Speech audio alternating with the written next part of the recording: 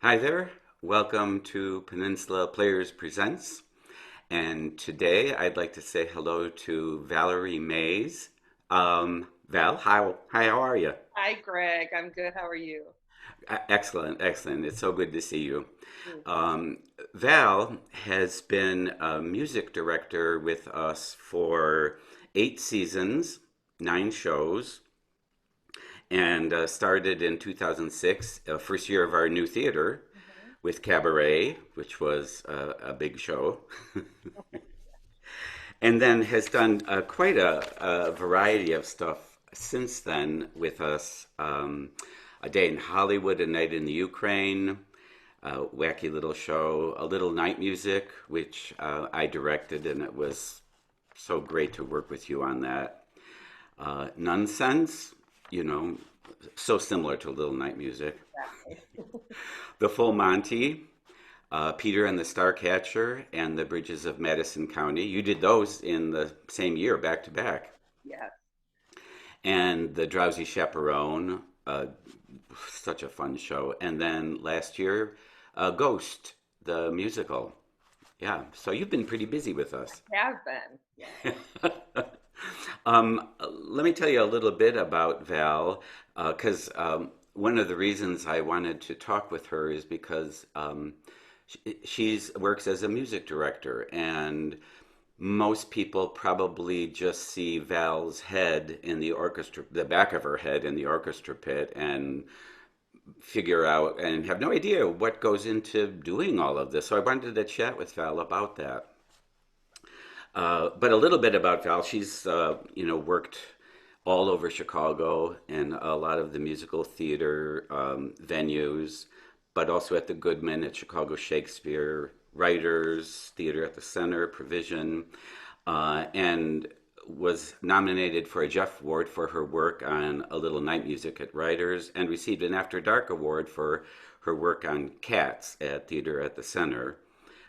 She's done 11 productions with Chicago Light Opera Works. They kept you busy too. Yes, it did. And Elgin Opera, DuPage Opera, and Val, you've also been associated with Lyric Opera of Chicago. Yes. Yeah. Tell us about that. Yeah, quite a while. I started off as a dance pianist there, so I've done a lot of shows where I've played like their choreography rehearsals and dance classes for the operas, and then I got involved in their music theater initiative, which kind of started with Showboat and had done several R&H shows and a Lerner and Lowe show since then, where I was an assistant conductor. So And R&H being Rogers and Rogers and Hammerstein. Yeah. yes, yes, and yeah, so I was basically the cover conductor and helped put up the show. Yeah. Yeah. And those are all big ones. Yes, yeah, they were a lot of fun. Um, and Val has also worked in regional theaters elsewhere, and she's also been involved in the academic world. She recently finished a stint. You were at Elon Mhm. University, and Yeah, where's that? Elon is in Elon. It's in North Carolina. It's in between. It's pretty much in between Greensboro Borough and Raleigh Durham. So it's Hmm. kind of in the middle of the state. It's a really great school, a really great music theater program. So I had a lot of fun there. And what was your position there? Yeah, I was a lecturer and I was the music director. So I oversaw putting the student productions up. So I worked with the students on the shows. And then I also taught some classes like music theater history and senior seminar, which sort of basically prepares the seniors to enter the professional world. And I think you've said that you had some pretty talented people there. Yes, yes, very talented students. Yeah, Yes. they're Who are yeah, going on to work in the profession, and yeah, they're you good. were shaping young minds. Absolutely, yeah. But you've also been on the coaching staff at the Opera Training Institute, Loyola, Northwestern, DePaul, and others. And one of my favorite parts is that you've performed internationally, literally all Mhm. around the world. And one of them was you were in Sri Lanka. Yes, I was. This was many years ago. I played in a band that went there. It was a band called Priority. It was just, and we went there and we performed basically in like I guess it would be the equivalent of our junior highs and high schools. And Mhm. we did concerts for them, and it was interesting. At least at the time, I don't know so much how it is now, but at the time, they tended to like things that were popular there were popular here maybe 5 or 10 years ago. So we were Uh-huh. doing things that maybe were on the top, top 40 or something like that before that. So it was fun. It was just fun to see them react, to see these kids react to things that we were excited about maybe 5 years ago, and they were big hits there. So, Yeah. and it was a lot of fun. Beautiful people, beautiful country. One of the things about theater for me has been that I've been able to see a lot of the world because of jobs I've had overseas, and that's so lucky for you too. And then music connects people, even if you're not always speaking the same language. It connects people. Exactly. Val has also performed on WFMT radio with the Dame Myra Hess concerts and on WGN TV. And you've done like bunches of those with some names. Yeah, Like, Kate Baldwin and Stephen Pasquale. I did. A lot of those were connected through Lyric, like they were doing the show, and I was the assistant conductor on the show, so they were, like PR sort of things, and they would send us off to WGN, and we would do a little thing. And with I think I did something with the kids on The Sound of Music when I was at Lyric, and they were like wide-eyed. They loved it. They had a ball. So um, uh, and also, I did want to talk about what the heck a music director does. I did want to first start out. How did you get started in this field? I so when I was in high school, I played for choirs. I came up as a pianist. Took piano since I was little. Came up As you wanted to, or Yeah, I loved it.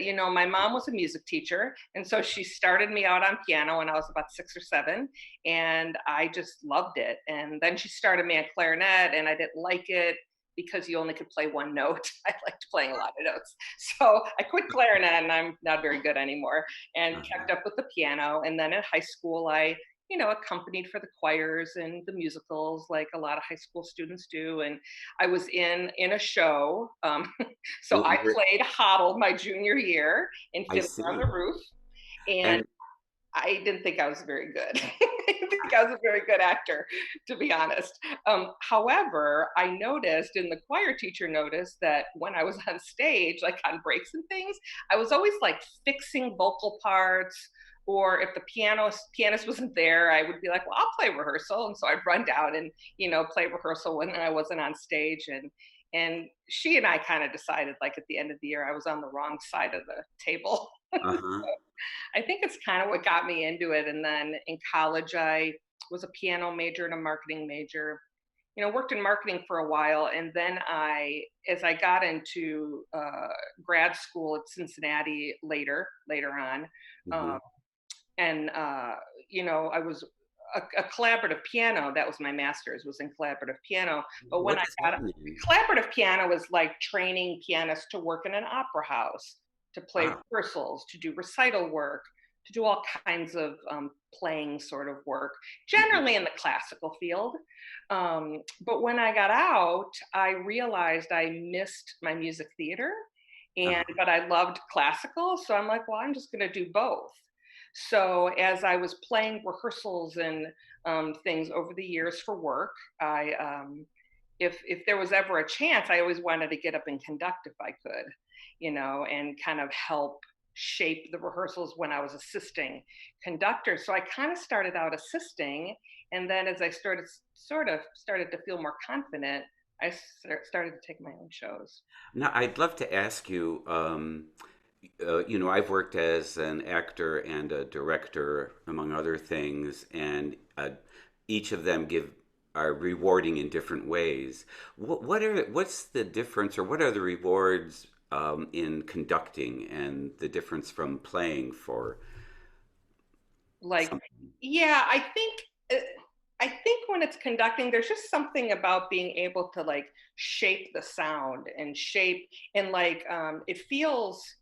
like as a pianist, when I'm playing in the show and somebody else is directing, I feel like I'm collaborating in one way, Hmm. but I'm doing, I'm shaping what they ask me to shape, and you sort of do your own thing. But when you're conducting, there is something about like being able to sit and think about what's this going to sound like, and being able to sort of help direct that and get feedback from the players and hear what they have to say and what they might want to do, and the actors. So it's just I love that. I'm really right brained, so I like looking at the overall picture. So. Oh, nice. And of course, I was thinking some of that is somewhat subjective because, a different conductor, I've heard pieces where one conductor will take a piece I know and do it really, really slowly, it seems to me, and the next conductor like zip through it. Mm-hmm. And it offers audiences ears different perspectives, I guess. Absolutely. It offers each performance something different, so you don't feel like you're if I go to see, like when we did night music, I've done the show 3 times, and each Hmm. time was a little different. Yeah. There was the vision that you cast, and then another director I worked with, and then another director, and it all, which makes it more interesting. It's no fun if you do the same every Yeah. Yeah. Well, I loved working on that show. It's time. so beautiful. Yeah. So let's talk a little bit about what do you do? What does a music director do, and where does it start? Well, a music director, I think, as we were talking, Greg, like getting ready for this, like I think music directors, it's kind of, it's a little bit like stage managers. When you talked with Alden last week, like there's some of that behind the scenes work that people don't see. They Yeah, just see when you get on the stage, and same with actors. And um, yeah. And so, that's what I'd like to talk about yeah, because I know a lot of people don't realize all the stuff that goes into doing that. It's yeah. complex. Yeah. Like, for example, say when you call me and say, hey, do you want to do let's use Little Night Music as an example. We're going to Okay. do Little Night Music. Generally, what I do, if I'm not familiar with the show, especially, I will, we get our hands on the score, the script. So I read through the script. I like to just sit and play through the score myself. I listen to recordings. I try to play through the score before I listen to recordings so I don't Yeah. become biased. That's Gotcha. my process. Every process is different. And Yeah. then it's interesting. I actually put the recording on, it's kind of like on loop in my car. I get it in my head so I know it's so well different. And I try to listen to different recordings so nothing gets Oh too my gosh, in that my head. reminds me that whenever I've done a musical, that music becomes like you live with it night and day. You Those do. songs go through your head Absolutely. constantly. Yeah, because I like to become familiar with the text, and that's an easy way for me to memorize stuff. So that's kind of those are like that's the very first thing I do is just make sure I'm like super super familiar with it, and I do a lot of reading about it, like where did it come from, and I read about the composers if I don't know anything, and if I've done the show before, I kind of do that process anyhow, just Uh-huh. for my own knowledge. So you really, really get to know it well. Yeah, yeah, And so then what happens after that? Then I've asked you to do the show. You yeah. look at it, and Then then. start talking about auditions, and Mhm. I'll do what are called music sides, which are kind of like little snippets of music that we ask the actors to sing. So we Mhm. talk about that, depending on what role they might be called in for. Um, Right. I'm involved in the auditions. I generally, at Penn Players, I like to play the auditions myself just because I like. Yes. Sometimes And they do it's that, sometimes they don't. You know. and it's always great to have you there because, I think I know a little bit about theater, but when in the musical auditions, you'll hear someone sing and they'll leave the room and we'll chat about it. And you hear stuff that I never hear. It's amazing.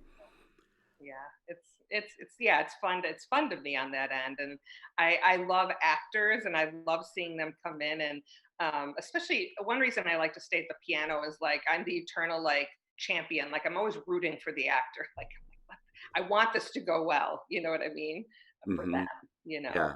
So Yeah. so that's involved in it, and then I start working on hiring the band. uh, Hmm. call, Brian up and find out how much money I'm allowed and how many players I'm allowed. At Penn Players specifically, we have the constraints of the pit. Well, Hmm. in most places, so there we can never. I think I can't go past 7 players, or you start, Including you. including me. Otherwise, you start going like outside the room, and it's just too Yes. many people. Yes. Um, yeah, and then we work on what's called programming of the keyboards. So sometimes you'll hear sounds coming out of the pit, and you're like, "There's not a string section in there," and you're like, "Yes, but there are strings on the keyboard." And we generally hire. I do basic programming, but there's a really great programmer in Chicago named Ethan, who is fantastic, and he does all our programming for us. Yeah. And that's always great. So we always have me on piano, and then we have a second keyboard that we hire another player for, that plays all that. Yeah. And it's a whole setup with computers, and it's quite complicated actually, but it's a lot of fun. So, like, what, in terms of hiring a group of musicians for, say, a little night music, how would that be different from any of the other musicals you might do? Like, I don't know, the Full Monty. Yeah, you want to hire players for shows that they're stylistically comfortable in that show. Hmm. So Brian is real helpful with letting me know, because we have to hire mostly local for Penn players. We sometimes we'll bring in 1 or 2 people if we need another player. So we kind of get the list of who's around and who's available, and then yeah, you're gonna hire, like for little night music, you're gonna hire somebody who maybe is just a little more comfortable with sort of what we would call like a legit sound, because it's a little more, it's Sondheim, and it's a little more classical sounding at times. Hmm. And then you do something like the Full Monty, and there's more rock and pop elements, and so you're going to hire a guitar player, which you're not going to have in a little night music. Right. So it's just different players that do different things and are comfortable in different. And some people are comfortable doing it all. And so Yeah. kind And of. a lot of times you get musicians who can play a whole bunch of different stuff. Oh yeah, especially reed players. We've had some wonderful reed players, up at Penn Players that play 3, 4, 5 instruments. I mean, it's amazing. Oh, that is amazing. Yeah. And then you have to you get the score from the publisher, Hmm. and usually if it's a Broadway show or a show that's been on Broadway that we're doing, they were able to have large orchestras, Yes, and we yes. can't. We So don't. Yeah, we're limited, and we want to get as much as we can out of the orchestra. So generally, what I have to do is go through the parts, and so for example, so say there's a show where there's maybe 4 reed books. I think that's how many are originally in Little Night Music. And if we only have 1 or 2 reed players, I have to take those 4 books and make them into 2, and that's a considerable amount of work. I have to basically go through each song and kind of do a cut and paste on the computer, and sometimes literally cutting and pasting and putting things together. But yeah, so that all the solos are covered. Sometimes there'll be a solo that was on a different instrument, and we want to make mhm, sure it's heard in our show. So I'll yeah, take that from one book and put it into a different book. yeah, So and with all that, trying to get a nice balance and yeah, sound and and also make it, reasonable for the reed player. And the reed players are always honest. Sometimes I'll do something and they'll be like, "This isn't going to work," and they'll kind of futz with it and fix it, and change yeah. it and make it sound great. Wow. Yeah. And then, and while you were working on all of that, we, usually start production meetings for Mhm. each show, design things, and you've always been involved in those because there's certain things you need. Yeah, there's certain things I need, and I like to hear the director's vision. I like to hear what the set designer is going to do, and I love even hearing about costumes and all those different things. I think every music director is different in that sense, but I like seeing the overall picture. And also, it's really good to hear what the set designer is doing, so that I can pipe up if I have to and be like, "Oh, don't forget, I'm Yeah. going to need to see this." And so we get to talk and make sure what they're thinking is going to work for the pit and how, that the constraints that we have.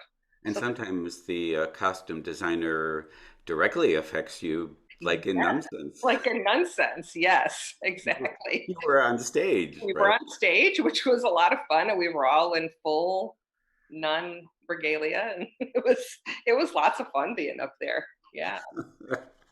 Um, so then, and then everybody gets hired and we go into rehearsals and you spend, what's that process like for you?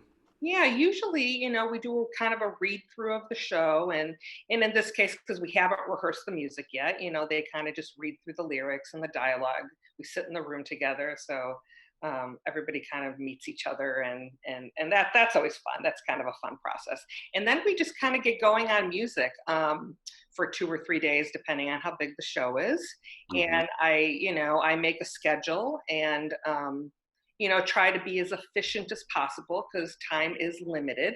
Yeah. We have a decent amount of time up at Penn Players, but we don't have like a month to put the show up or 6 weeks. So we need to kind of get moving as quick as possible. And it So usually works best that once you learn the music, then you can go to the choreography or the yeah, movement, or the staging and the yeah. stage. So and I think it's a good process just to kind of make sure at least get a pass through the music and make sure they're pretty comfortable with it. And we'll continue fixing it, especially harder things as we go. So we sit in rehearsal and a lot of the actors have their recording devices out, their phones or whatever. I was going to say tape recorders, but their phones or whatever it is they use to record.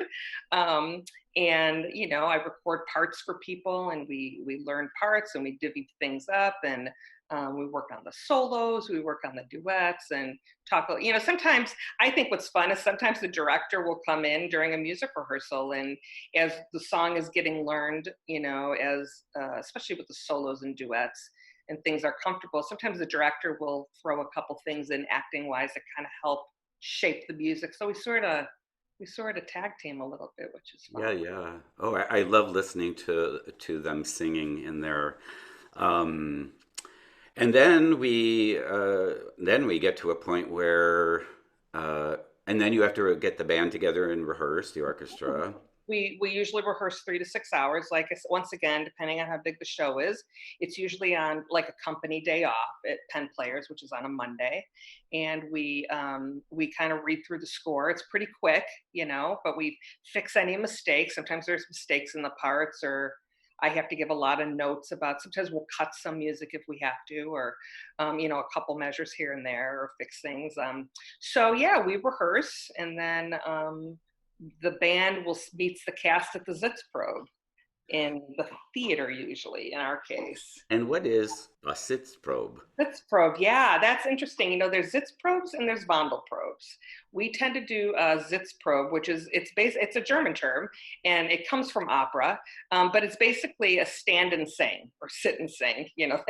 Singers tend to stand, but it means to sit down basically, and we basically put the singers with the band just to kind of see how everything sounds, and they don't move around a lot generally because we're just working on let's try to get this together, because Yeah, the actors are hearing sounds for the first time. They're like, I didn't know that was there. yeah, So, and then the band's like, oh, that's what it sounds like. Because in a band rehearsal, they're hearing me sing the whole score, which is, yeah. a little And much. we found that the Sitzprobe is extremely helpful to do before we get into the theater. It's huge. It's huge. And then, if, just for like knowledge sake, if we did a Vondel probe, they would walk the stage and do it that way while they sing. But Uh-huh. I think its probes are really helpful. Yeah. Yeah. We're And then we get into, and then we finish in the rehearsal hall and move to the theater. And Mhm. in like 2, 3 days, we put that all together. And that's pretty complicated too with the sound, you Yeah. know. Yeah. We generally start out like it depends on the show, but sometimes the very first night it's just piano. Um, which is always interesting to go back to because the actors now have heard the band and they're like, oh no, Hmm. it's just me again. Yeah. Sorry. So anyhow, they hear me at the piano and then we bring the band in the next day and they sit and then it's very involved. We work very closely with the sound designer. We've always had great sound designers up at Penn Players, and it's always a very tricky thing to get balance, and that's when I start working really closely with what I can't tell what's happening on stage because I play the show myself, or Mhm. whether it's on stage or in the pit. So I depend on you and the sound designer and whoever is sitting in the house to come up and tell me, like, the band's too loud, or, Right. piano's too loud, or the drums are too loud, or whoever. Yeah. And that we, Because all of you are mic'd in the pit, yeah, and all of the actors are mic'd also, and that all has to balance out. yeah, and it's tricky. It's tricky, you know. That's probably in my for my world. That's the hardest part. That's like the part where everybody has to take a deep breath and go, "All right, we're gonna get this. It's gonna come together." you know. Because you're not only playing, you're conducting as well. Yeah, playing, That- conducting, doing a lot of head nodding. When you're playing and conducting. So yeah, and then trying to be aware of what's happening, obviously what's happening on the stage and what I'm hearing. And if I, in a rehearsal, if I hear somebody shouting over the railing, like, stop, so Yeah, and for us, it's always a challenge because we're essentially outside, so yeah. we have to worry about humidity and keeping things in shape and everything. Yeah, and it's interesting, like some of the little concerns that people don't think about is like when I used to use a paper score, you'd have to worry about your paper being humid and not being able to, and then there'd be bugs on it. But now I use, and I brought it just to show, I use one of these, which has Aha. all of my scores on it, and it makes life a lot easier because humidity doesn't affect my iPad. So Yeah, and it looks easier to turn the page on that. just hit it or hit a foot pedal. So Yeah. Um, so that's a lot of stuff that goes into being a music director, but I also wanted to tell our audience that Val loves going up to Door County for other reasons also, because you're a biker. yes, I love to cycle. I love to ride my bike. And I've done the summer or the fall that I was up there for Nonsense, and it's just glory. I mean, Door County is one of my favorite places. And it's just such a family. It's like my second home. And people have become family, and the place has become a second home to me. And yeah, I do a lot of cycling up there. And when I did Nonsense in the fall, I actually did the half century. I decided not to do the full century because we had a show that night, but I did. I rode 50 miles, and then I, ate and ate a lot of food and took a nap and then did a show that night. And you also did a triathlon, I right? did. I did a triathlon and did a show that night. So And yeah. and And I I'm always just riding for fun. I don't always go out on, epic adventures, but I always tell Val not to tell me when she's doing any of these things because I, I don't want anything you're to just a happen to little nervous, you know. her. I know. Alden Vasquez, a stage manager who I just interviewed, is a biker also, Yes, he and is. I'll never forget. He gave me a call. I had to take him to hospital once, and it was like, no, I no, know you got to be so careful. I mean, I have fallen once or twice at Penn Players, but nothing drastic happened, thank God. But yeah, yeah. it's, Is there anything about being a music director that you wanted to add to that, or um, it's just a lot of fun. I just think music direction is it's like an extension for me because I'm a pianist. I was a pianist first. It's just an extension of being a pianist. It's just a fun collaborative way to be able to work with actors and directors and people that don't do what I do. So I'm not just working with instrumentalists. And it's a storytelling art form. We yes? tell stories through the music and through the lyrics. It's fun to, pull the lyrics apart with the actor and figure out what story we're telling, because that's what it's about. I mean, any decision I make is it's to tell the story. And if we're not telling the story, then we're doing something wrong, right? So, Yeah, and music is a beautiful language. yeah. Yeah. Yeah. Well, Val, thank you so much for helping to explain all the stuff that you do and doing something that you clearly love. Mm. Well, thank you for having me. It was, Yeah. Well, we will talk again soon, yeah, and thanks for being here. thank you. All right. Bye. Bye for now.